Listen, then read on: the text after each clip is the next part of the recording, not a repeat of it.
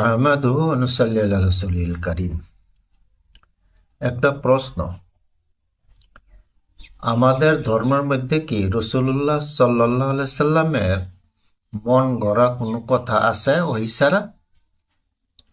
এটা হইল প্রশ্ন। মনে রাখবেন, এটা একটা জটিল প্রশ্ন। উত্তর শুনেন।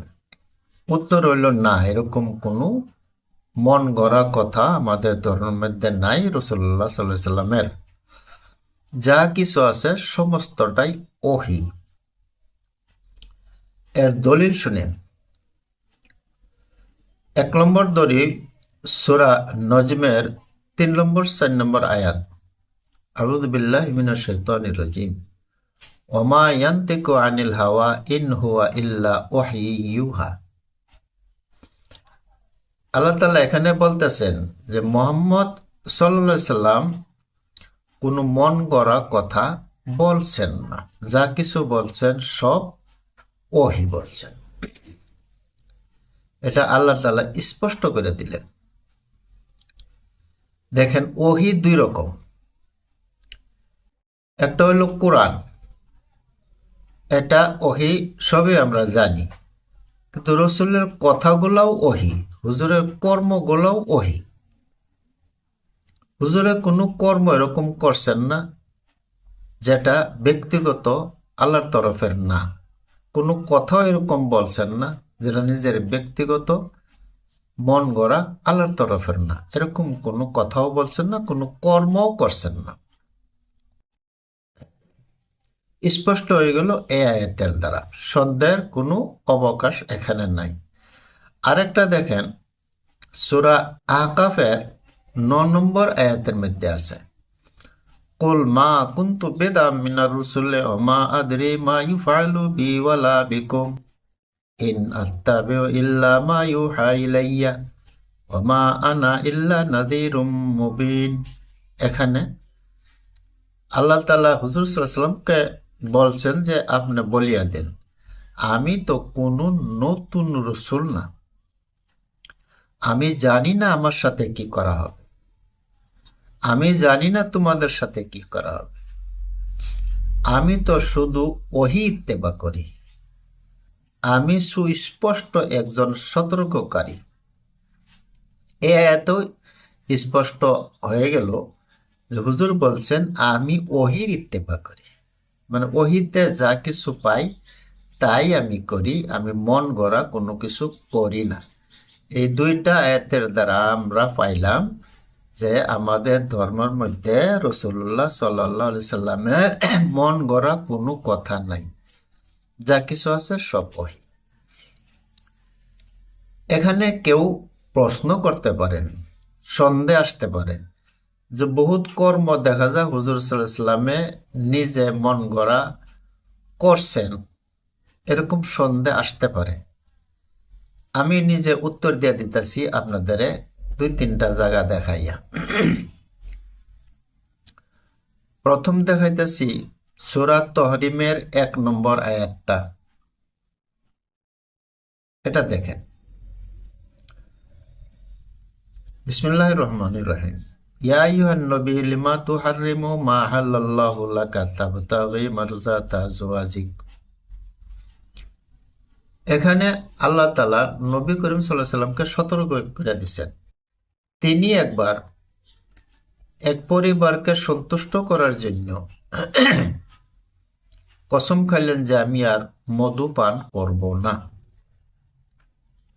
এই যে এই কথাটা হুজুর সাল্লাল্লাহু আলাইহি সাল্লাম বললেন, এটা আল্লাহ তাআলার পছন্দ হইল না। এই জন্য আল্লাহ তাআলা এখানে সতর্ক করে দিয়েছেন যে তুমি কেন আমার হালাল করা বস্তুকে হারাম করবা তোমার স্ত্রীগণের সন্তুষ্টির জন্য। বা সতর্ক করে দেওয়া হইল, এখানে মন গড়া কোনো কথা আমার ধর্মের মধ্যে, আমাদের ধর্মের মধ্যে আসলো না। গেল একটা দলিল। ২ নম্বর দেখেন সূরা আবাসা। এখানে ১ নম্বর ২ নম্বর আয়াতে এভাবেই আছে, বিসমিল্লাহির রহমানির রহিম। আবাসা ওয়া তাওয়াল্লা আন জাহুল আ'মা। এখানে কি ঘটনা হয়েছিল? রাসূলুল্লাহ সাল্লাল্লাহু আলাইহি সাল্লাম কুফারদের সর্দার যারা তাদের লইয়া একটা গুরুত্বপূর্ণ মিটিংও ছিলেন, যে এদের ইমানটা আসলে, তারা ইমানদার হয়ে গেলে আমার জন্য খুব সহজ হবে। এখানে ছিল ইমানের মাসলা। এই সময়ে একজন সাহাবা আসলেন, অন্ধ সাহাবা, নিজের অন্যান্য মাসলা জিগাবার জন্য, যেটা নাকি ইমানের মাসলা না, 2 নম্বর মাসলা ওইটা। আর ওইটা একটা ব্যক্তিগত একজনের, আর এখানে হইল রাজোয়া, আর এখানে মাসলাটা হইল ইমানের। তো হুজুর সাল্লাহ সাল্লাম এই গুরুত্বপূর্ণ মিটিংটা সময় এই সাহাবা আসলেন, একটু বিরক্ত পাইলেন। এই কথাটা আল্লাহ তালার পছন্দ হইল না, আল্লাহ তালা সতর্ক করে দিয়েছেন। কি বুঝলাম আমরা? যে আমাদের ধর্মের মধ্যে হুজুরের ব্যক্তিগত কোনো জিনিস নাই, কোনো কথা নাই, না কোনো কর্ম নাই। এরপরে দেখেন সূরা কহফ। সূরা কহফের মধ্যে আছে, মুশরিকরা একটা জটিল প্রশ্ন করলো হুজুর সাল্লাল্লাহু আলাইহি সাল্লামকে।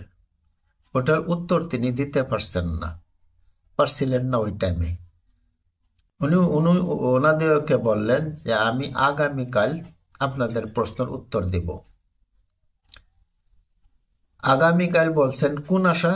যে ডেইলি আমার কাছে কি আসতেছে, ফেরেশতা জিবরাইল আসতেছেন, আমি জিজ্ঞাসা করে উত্তরটা দিয়ে দিব। এই কথাটা আল্লাহ তাআলার পছন্দ হইল না। আল্লাহ তাআলা এখানে সতর্ক করে দিয়েছেন যে এইভাবে বলতে লাগে না যে আমি আগামীকাল উত্তর দিব বা ওই কাম করব ইনশাআল্লাহ সারা। ওয়ালা তাকুলান্না লিশাইইন ইন্নী ফাইলুন যালিকা গাদা ইল্লা ইয়াশা আল্লাহ।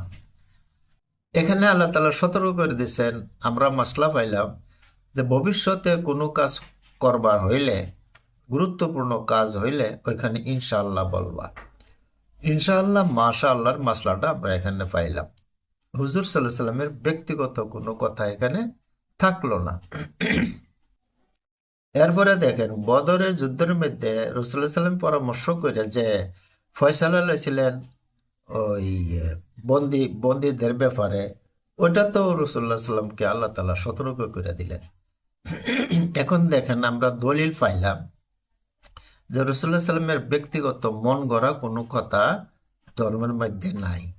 কারণ আল্লাহ তাআলার নবী, আল্লাহ তাআলার রসুল, আল্লাহ তাআলার চোখের সম্মুখে আল্লাহ তাআলাই কাম করাইতেছেন, আল্লাহ তাআলাই সবকিছু শুদ্ধ করে দিতেছেন। হুজুর সাল্লাল্লাহু আলাইহি সাল্লাম মানুষ, কোরআনে আছে স্পষ্ট বলছেন যে আনা বশরুম মিসলুকুম, আমি তোমাদের মতো মানুষ। এই মানুষকে আল্লাহ রসুল বানাইছে। মানুষের স্বভাব হইল ভুল ত্রুটি করা, কিন্তু আমার মধ্যে থেকে যেগুলা ভুল হইবার মতো ছিল এগুলো আল্লাহ সতর্ক করে দিচ্ছেন, যার জন্য কোনো ভুল এই ধর্মের মধ্যে নাই। আশা করি বুঝছেন। মনে রাখবেন বন্ধুগণ, বহুত আহলে কোরআন এরকম আছে যারা হদিস একেবারেই মানে না। এই আয়াতগুলোর দ্বারা আমরা পাইলাম হুজুরের হদিস মানা জরুরি নাকি জরুরি না। সবই চিন্তা করবেন এই বিষয়ে।